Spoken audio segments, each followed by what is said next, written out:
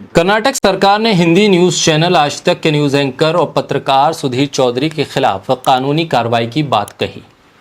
उन पर कर्नाटक सरकार की एक योजना को लेकर गलत बयानबाजी करने का आरोप लगा, जिस पर कर्नाटक सरकार के मंत्री प्रियंक खड़गे ने साफ तौर पर उनके उस वीडियो, उनके उस प्रोग्राम के साथ उस ट्वीट को स्क्रीनशॉट के साथ शेयर किया और कहा कि ये भ्रामक खबर है जिसको आज तक का चैनल आज तक और फिर उनके एंकर सुधीर चौधरी फैला रहे हैं, और साथ ही कहा कि ये कानूनी कार्रवाई के लायक है और इसके खिलाफ कानूनी कार्रवाई की जाएगी। तब सुधीर चौधरी ने बड़े आराम से ट्वीट करते हुए कहा था कि आपसे मुलाकात अब अदालत में होगी, लिहाजा मामला अदालत तक पहुंचा। एफआईआर हुई गैर जमानती धाराओं में और एफआईआर के बाद सुधीर चौधरी हाईकोर्ट पहुंच गए कि मुझे राहत दे दीजिए, लेकिन कर्नाटक हाईकोर्ट ने सुधीर चौधरी की मनोकामना पूरी नहीं की और एफआईआर को लेकर राहत देने से इनकार कर दिया। बोलता हिंदुस्तान पर मैं हूं आपके साथ मिर्जा शाकिर अली बेग।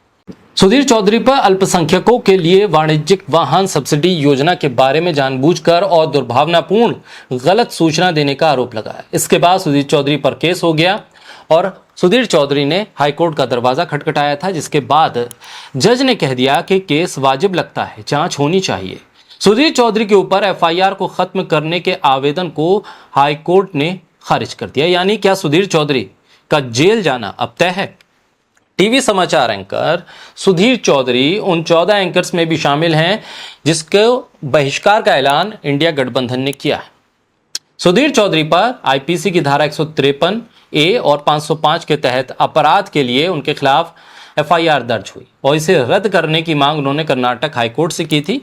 दरवाजा खटखटाया। न्यायमूर्ति हेमंत चंदन गौदर की एकल पीठ ने इस मामले पर सुनवाई की और उनकी मनोकामना पूरी करने से इनकार कर दिया। एफआईआर में कहा गया है कि 11 सितंबर को एक समाचार कार्यक्रम में सुधीर चौधरी ने दावा किया है कि कर्नाटक सरकार केवल अल्पसंख्यकों को योजना प्रदान कर रही है, गैर अल्पसंख्यक हिंदुओं को नहीं, और वो राज्य में अल्पसंख्यक तुष्टीकरण कर रही है।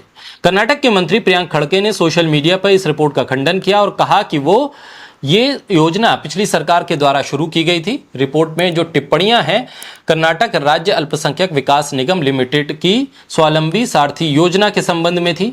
इसके तहत वाहनों की खरीद के लिए धार्मिक अल्पसंख्यकों को सब्सिडी दी जाती है। एफआईआर कर्नाटक राज्य अल्पसंख्यक विकास निगम लिमिटेड के प्रशासनिक अधिकारी ने दायर की। शिकायतकर्ता ने आरोप लगाया है कि आज तक सुधीर चौधरी के बयान और उनके तथ्यों को देखते हुए उनके खिलाफ मामला बनता है। उन्होंने राज्य में सांप्रदायिक सौहार्द बिगाड़ने की कोशिश की है और एक गलत खबर प्रकाशित की है, जिससे कर्नाटक में कानून व्यवस्था की स्थिति भी उत्पन्न हो सकती है और ऐसे में एक गलत खबर चलाना सरकार के खिलाफ दुष्प्रचार करना है। ऐसे में सुधीर चौधरी की अब मनोकामना तो पूरी नहीं हुई कि एफआईआर रद्द हो। बहरहाल अब ये मामला आगे खींचेगा और ऐसे में देखना होगा कि आने वाले वक्त में सुधीर चौधरी की गिरफ्तारी होती है, सुधीर चौधरी जेल जाते हैं, या फिर वो एक बार फिर विक्टिम कार्ड खेलते हुए ये बताएंगे कि कितने फायदे हैं जेल जाने के, या जिस योजना को लेकर उन पर दुष्प्रचार का आरोप लगा है वो किस तरह सही थे और कर्नाटक सरकार किस तरह गलत थी। बहरहाल सुधीर चौधरी उन एंकर्स में भी शामिल हैं जिसका बहिष्कार इंडिया गठबंधन ने किया है। अब देखना होगा कि आने वाले वक्त में आज तक चैनल, उसके मालिक सुधीर चौधरी के साथ किस तरह खड़े रहते हैं।